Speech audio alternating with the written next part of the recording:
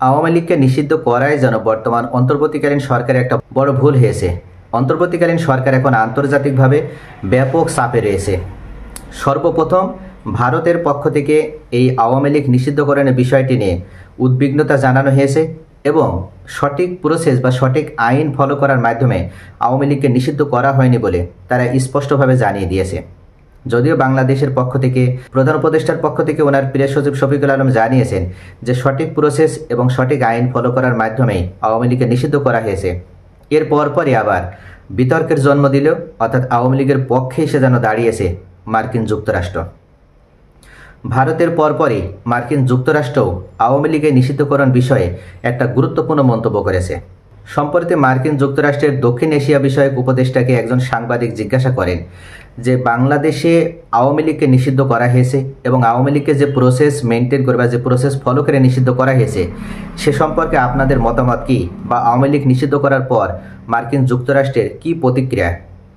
তখন এই উপদেষ্টা, দক্ষিণ এশিয়া বিষয়ক যে উপদেষ্টা মার্কিন যুক্তরাষ্ট্রের, উনি উল্লেখ করেন যে আওয়ামী লীগকে নিষিদ্ধ করা হয়েছে তাদের অভ্যন্তরীণ বিষয় এবং মার্কিন যুক্তরাষ্ট্রের বর্তমান প্রেসিডেন্ট ডোনাল্ড ট্রাম্প উনিও মনে করেন যে বাংলাদেশের কোনো বিশেষ রাজনৈতিক দলকে মার্কিন যুক্তরাষ্ট্র সাপোর্ট করে না। বাংলাদেশের সাথে মার্কিন যুক্তরাষ্ট্রের সম্পর্ক রয়েছে এবং দীর্ঘ 55 বছর 54 বছর 55 বছরের এই সুসম্পর্ক, এবং তারা ভবিষ্যতেও বাংলাদেশের সাথে এই সুসম্পর্ক ধরে রাখতে চায়। যদি আওয়ামী লীগকে সেই দেশের সরকার নিষিদ্ধ করে এবং আওয়ামী লীগের যদি যথেষ্ট কারণ তারা পায়, যে কারণে আওয়ামী লীগ নিষিদ্ধ করার মতন যথেষ্ট যুক্তি রয়েছে এবং যথার্থ আইনি প্রক্রিয়া মেনটেন করার মাধ্যমে যদি আওয়ামী লীগকে নিষিদ্ধ করা হয়, সেক্ষেত্রে মার্কিন যুক্তরাষ্ট্রে কিছু বলার নেই। তবে যদি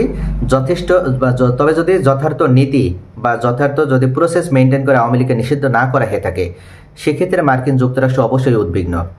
তবে মার্কিন যুক্তরাষ্ট্র তারা আওয়ামী লীগকে বা বিএনপি বা জামাত বিশেষ কোনো রাজনৈতিক দলকে সাপোর্ট করে না।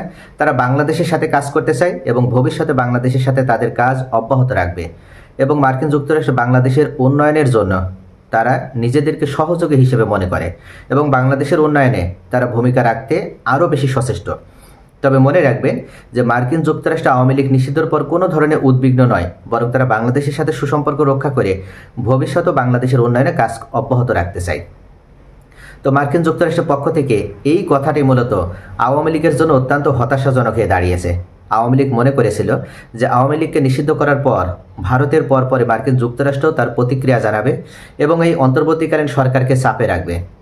কিন্তু ডক্টর মোহাম্মদ ইউনূস সঠিক প্রসেস মেনটেন করে আওয়ামী লীগকে নিষিদ্ধ করেছে, তাই মার্কিন যুক্তরাষ্ট্র এখানে তাদের বলার আর কোনো কথা নেই। এবং তিনি বারবারই ওই সাংবাদিক প্রশ্ন করলে তিনি উল্লেখ করেছেন যে আমি এই বিষয়ে উত্তর দিয়েছি, তাই এটা নিয়ে আর নতুন করে কিছু বলার নেই। কেননা তারা সঠিক পদক্ষেপ এবং সঠিক আইনি প্রক্রিয়া মেনটেন করে আওয়ামী লীগকে নিষিদ্ধ করেছে। এখানে মার্কিন যুক্তরাষ্ট্রের উদ্বিগ্ন হওয়ার কোনো বিষয় নেই। মার্কিন যুক্তরাষ্ট্রের আওয়ামী লীগের পক্ষ নিয়ে বর্তমান অন্তর্বর্তীকালীন সরকারকে চাপে ফেলার জন্য কোনো ধরনের কোনো কিছু বলারও নেই।